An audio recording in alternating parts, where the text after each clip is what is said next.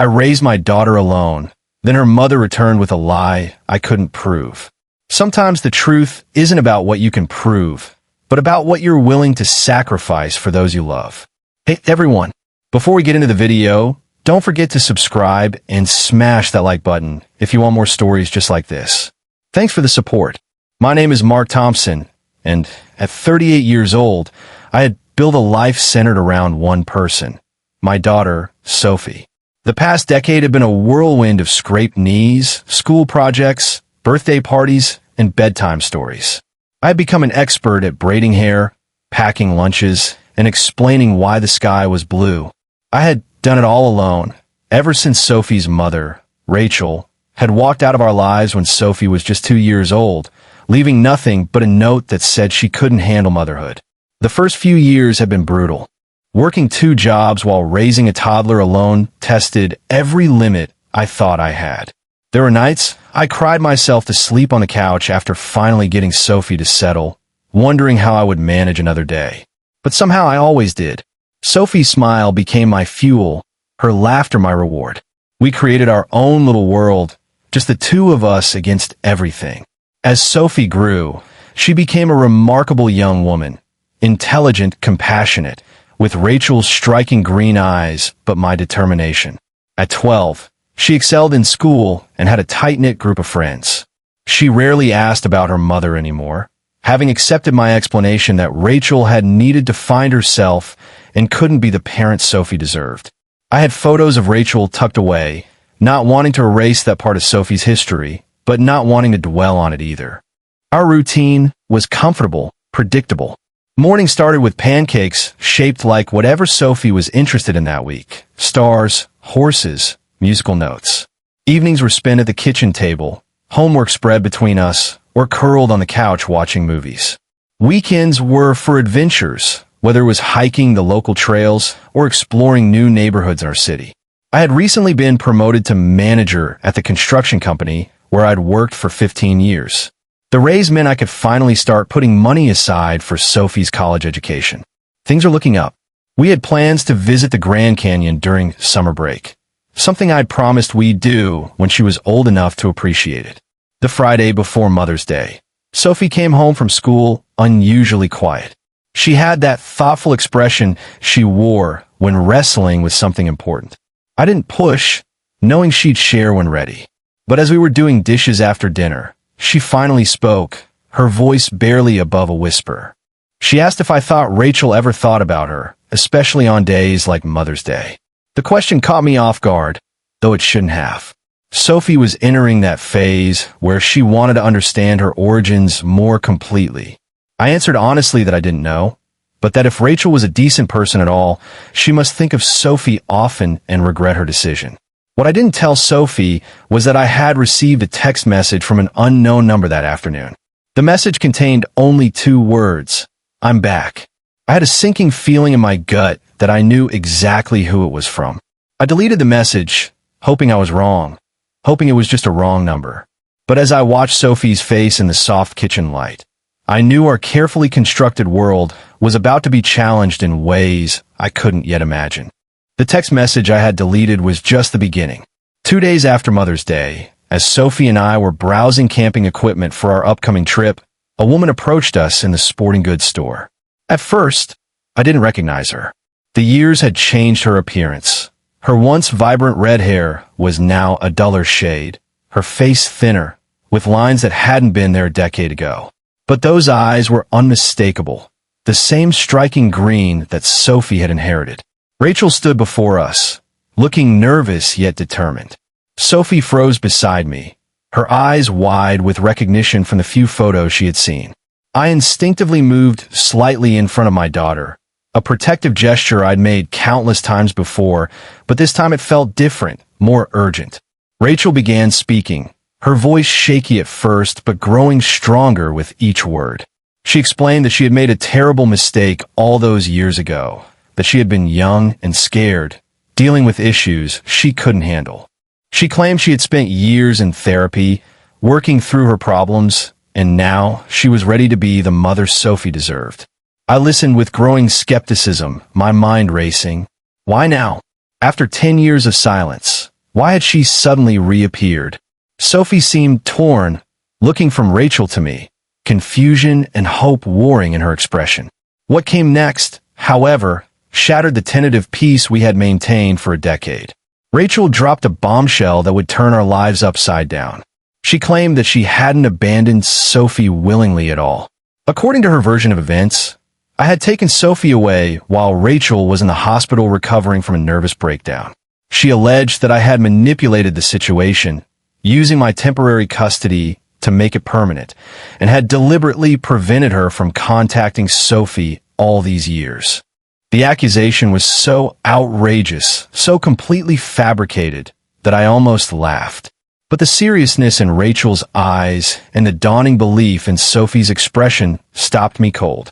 This wasn't just a woman trying to reconnect with her daughter. This was a woman trying to rewrite history, to paint herself as a victim and me as a villain. I tried to reason with Sophie, reminding her of the note Rachel had left, of the decade of silence, of the fact that I had never once tried to prevent Rachel from contacting us if she truly wanted to. But Rachel had come prepared. She produced photos of herself holding baby Sophie, talking about how she had missed every milestone, every birthday, every first day of school. What was most damaging was how Rachel had framed her return. She wasn't just claiming to want to reconnect. She was suggesting that Sophie had been living with a lie her entire life. She spoke of rescuing Sophie from my control, of finally giving her the truth about her mother's supposed love and devotion. The confrontation in the middle of the store drew attention. Other shoppers stared, some with sympathy for the reunited family, others with judgment for the man they perceived as having kept a mother from her child. I felt exposed, vulnerable, as if Rachel had stripped away not just my version of events, but my very identity as Sophie's devoted father. We left the store without buying anything, the camping trip forgotten. The car ride home was suffocatingly silent. Sophie sat in the passenger seat, staring out the window, her mind clearly processing everything Rachel had said. I wanted to explain more, to defend myself against these outrageous claims, but I knew that in that moment, anything I said would sound offensive, guilty even. That night, I lay awake in bed, replaying every moment of those difficult early years. I remembered the exhaustion, the financial struggles, the loneliness, but most of all, I remembered the overwhelming love I had for my daughter and the fierce determination to give her the best life possible despite her mother's absence. How could Rachel twist that devotion into something sinister? And more importantly, how could I prove the truth when Rachel had so skillfully manipulated the narrative? The following weeks were a nightmare I couldn't wake from. Rachel had established contact with Sophie through social media, carefully curating an image of the loving mother who had been tragically separated from her child. She posted old photos of herself with baby Sophie, accompanied by captions about how she had never stopped loving her daughter, how she had searched for years, how her heart had ached every day without Sophie. Sophie, now 13 and impressionable, began spending hours on her phone, communicating with Rachel. The distance between us grew with each passing day. Questions I could once answer with authority were now met with skepticism. When I tried to talk about the past, Sophie would often counter with, "But Mom says," followed by a version of events that bore little resemblance to reality. I knew I needed concrete evidence to counter Rachel's claims. I searched through boxes in the attic, looking for the note she had left behind. To my horror, I couldn't find it. I had kept it for years, moving it from place to place each time we relocated. But during our last move 2 years ago, it seemed to have disappeared. Without that physical proof, it was my word against Rachel's. Next, I tried to locate people from our past who could corroborate my story. I called my old neighbor, Mrs. Henderson, who had watched Sophie many times during those early difficult years. But she had moved to Florida to live with her son and couldn't recall specific details from a decade ago. I reached out to my former boss, who had been understanding when I needed to leave work early for Sophie's doctor appointments. He remembered me being a devoted father, but couldn't speak to the specifics of Rachel's departure. The legal system offered little hope either. When I consulted a family lawyer, I learned that after 10 years of uninterrupted custody and no attempt from Rachel to establish contact, my position was strong. But Rachel wasn't trying to go through legal channels initially. She was waging a war of public opinion, centered on winning Sophie's heart and mind. What was most painful was watching Sophie's internal conflict. She clearly yearned for a mother's love, something she had never truly experienced. Rachel was offering her that missing piece, even if it was built on a foundation of lies. Sophie began questioning everything about her childhood, seeing my protectiveness as control, my single-minded focus on her as obsession rather than devotion. The situation came to a head when Sophie asked to spend a weekend with Rachel. I agreed, knowing that refusing would only reinforce Rachel's narrative about me being controlling. Those 48 hours were the longest of my life. When Sophie returned, she was quiet but had a new determination in her eyes. That evening, she confronted me with questions she clearly had discussed with Rachel. Why had we moved so many times in her early childhood? Why didn't she have any baby pictures with her mother? Why had I never spoken about trying to find Rachel? Each question was designed to paint me as someone actively keeping them apart. I explained that we had moved for better job opportunities and to be closer to family support. I told her that Rachel had taken all the baby photos with her when she left. I reminded Sophie that I had always been honest about not knowing where Rachel was or how to contact her. But my explanations fell flat. Rachel had apparently provided alternative explanations for everything, creating a narrative where I was the villain who had deliberately kept a loving mother from her child. The worst part was that Rachel's story had just enough emotional truth to be compelling. Who wouldn't sympathize with a mother separated from her child? As I watched my daughter's face, I realized I was losing her. Not physically, she was still in my home, but emotionally, she was slipping away. The foundation of trust we had built over a decade was crumbling, and I had no concrete evidence to shore it up. All I had were my memories and the sacrifices I had made. Sacrifices I had never spoken about because I never wanted Sophie to feel guilty or burdened by her mother's absence. The tension in our home became unbearable as summer approached. The camping trip to the Grand Canyon was canceled, replaced by weekend visits with Rachel that left Sophie increasingly confused and distant. I watched helplessly as my daughter transformed from the open, trusting child I had raised into a sullen teenager who saw me through a lens of suspicion. Rachel's influence extended beyond Sophie. She had begun reaching out to people in our community, sharing her fabricated story of a mother wronged. The PTA mothers at Sophie's school, who had once praised my dedication as a single father, now looked at me with pity or judgment. Parents at Sophie's soccer games whispered when I approached. Even our neighbor, Mr. Peterson, who had known us for years, seemed cooler toward me. The social isolation was crushing, but nothing compared to the legal battle that loomed on the horizon. Rachel had finally taken her claims to court, filing for custody based on her assertion that I had unlawfully taken Sophie from her a decade ago. The legal papers arrived on a Tuesday morning, delivered by a sheriff's deputy who watched me with undisguised curiosity as I signed for them. The family court system was an expensive and emotionally draining maze. My lawyer advised me that while my decade of uninterrupted custody worked in my favor, Rachel's claims of parental alienation could be compelling to a judge, especially if Sophie expressed a desire to live with her mother. We needed evidence, witnesses, documents, anything that could prove Rachel had voluntarily abandoned Sophie. I scoured my past for allies who could testify to the truth. I tracked down my sister, Carol, who had helped me during those first difficult months after Rachel left. She remembered the sleepless nights, the desperation, and the emptiness Rachel had left behind. She agreed to testify, but her testimony would be seen as biased since she was my sister. I found an old friend from college who had briefly dated Rachel's roommate. He recalled hearing about Rachel's sudden departure, but his memory was vague, and he couldn't provide concrete details. I even considered hiring a private investigator to dig into Rachel's life over the past decade, but the cost was prohibitive. Meanwhile, Rachel was building her case with surgical precision. She had enrolled in therapy and obtained documentation about her supposed struggles with postpartum depression. She had found witnesses who claimed to have seen me with Sophie shortly after Rachel's supposed hospitalization. She even produced medical records showing she had been treated for anxiety around the time she left. Though conveniently, nothing indicated she had been hospitalized against her will or that I had prevented her from seeing Sophie. The court ordered a custody evaluation, a grueling process that involved multiple interviews with Sophie, me, Rachel, and other significant people in Sophie's life. The evaluator, a stern woman named Dr. Williams, seemed particularly interested in why I had never attempted to legally terminate Rachel's parental rights or formally adopt Sophie. I explained that I had always held out hope that Rachel might one day return and be the mother Sophie deserved.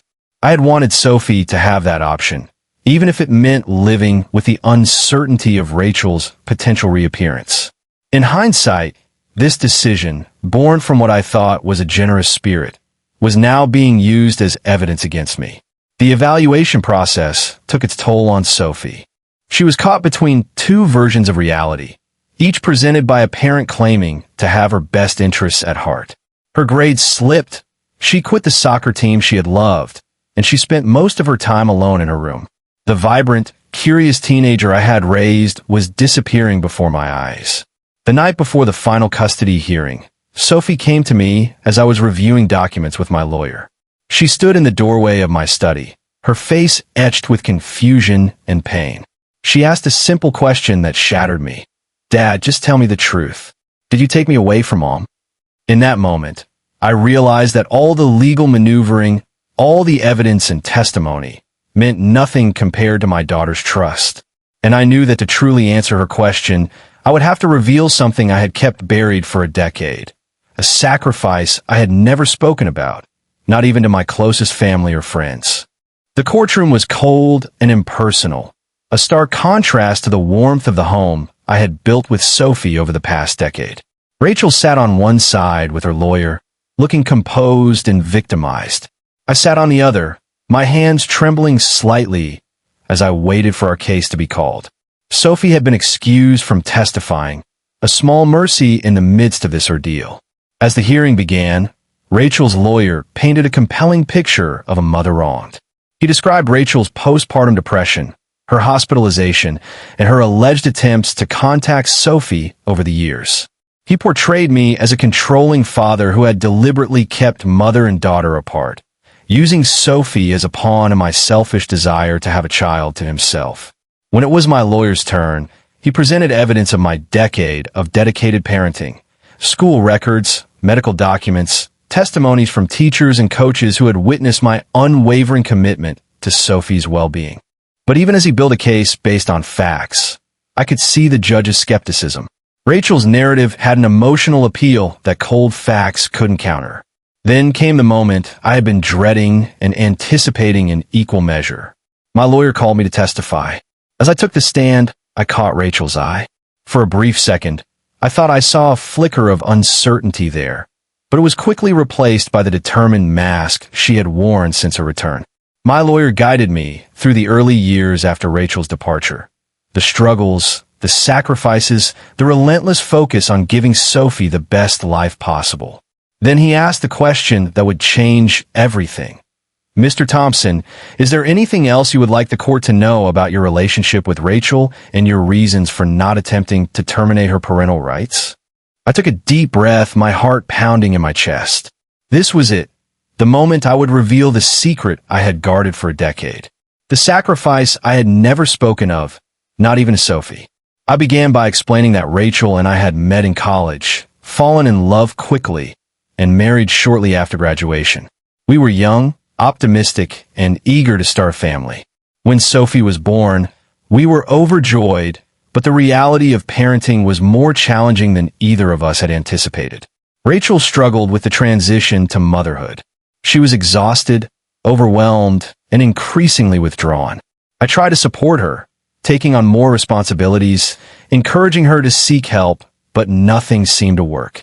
The day she left, she told me she couldn't be a mother, that she felt like she was suffocating, that she needed to escape before she did something terrible. Well, I didn't tell Sophie what I had never told anyone, was what happened in the weeks that followed Rachel's departure. I searched desperately for her, worried about her mental state. When I finally tracked her down through a mutual friend, I found her in a psychiatric facility, receiving treatment for severe depression. Rachel begged me not to tell anyone about her condition, especially not our families. She was ashamed, terrified of the stigma, and convinced it would destroy any chance she might have of a normal life in the future. She made me promise to keep her secret, to tell everyone she had simply needed to find herself, rather than admit to the severity of her mental health crisis. I kept that promise for 10 years. I never spoke of Rachel's hospitalization, never mentioned her diagnosis, never revealed the depth of her struggle. I had done it out of a misguided sense of loyalty, a desire to protect Rachel's privacy and preserve some semblance of dignity for the mother of my child. As I spoke these words in the courtroom, I watched Rachel's face pale.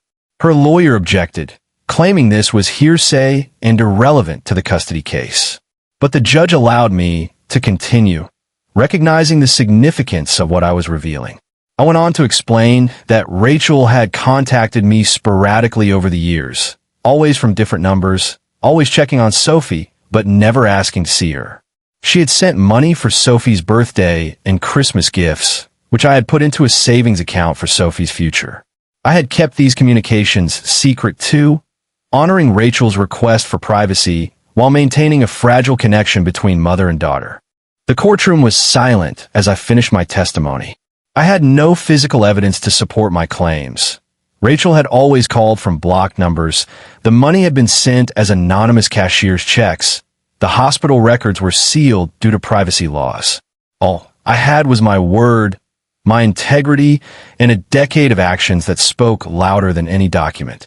As I stepped down from the witness stand, I caught Rachel's eye again.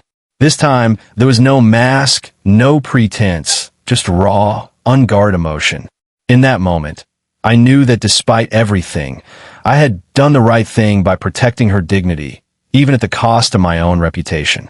The judge called for a recess after my testimony, giving everyone time to process what had been revealed. As I waited in the hallway, I felt a sense of relief wash over me. Whether or not it changed the outcome of the custody case, I had finally spoken the truth, the whole truth without reservation. To my surprise, Rachel approached me during the recess. Her lawyer tried to intercept her, but she waved him away. We stood there in the crowded hallway, a decade of unspoken words hanging between us. Rachel's voice was barely audible when she spoke. She didn't apologize or retract her claims, but she acknowledged that my testimony was true.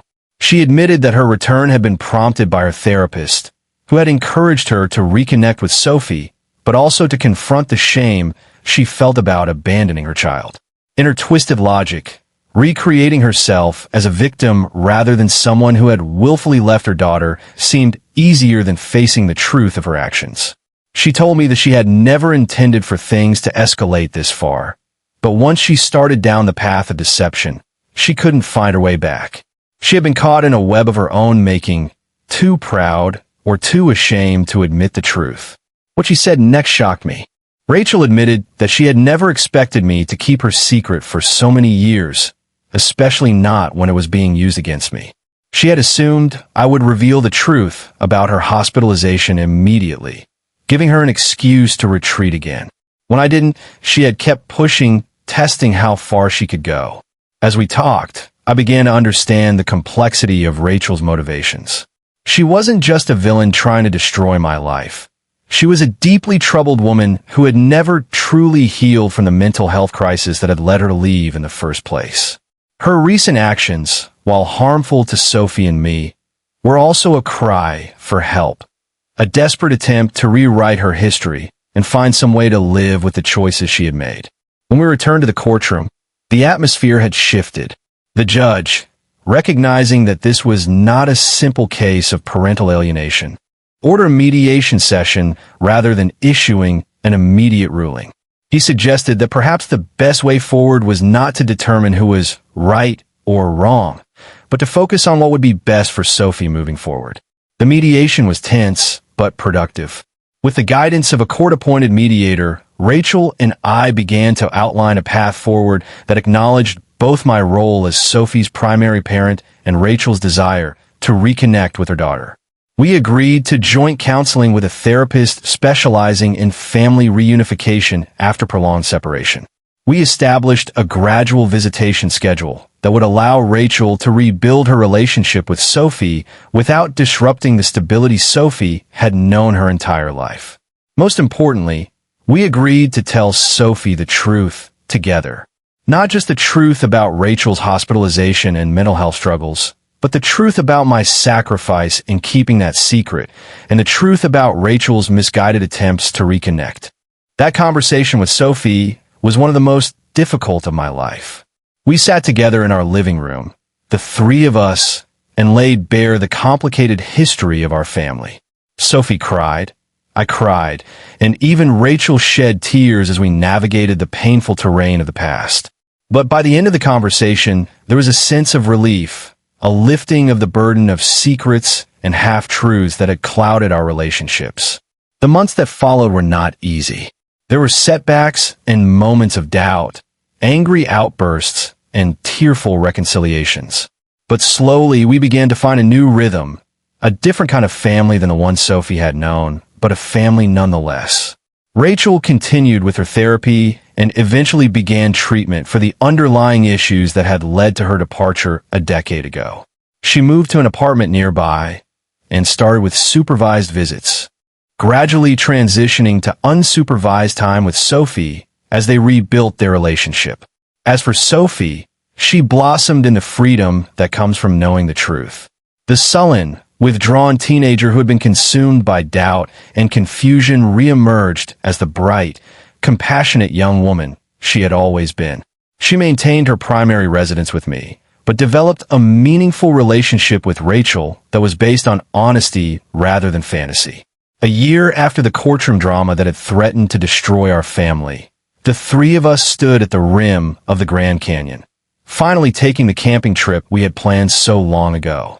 As we watched the sunset paint the canyon walls in shades of orange and pink, Sophie slipped her hand into mine, then reached for Rachel's with her other hand.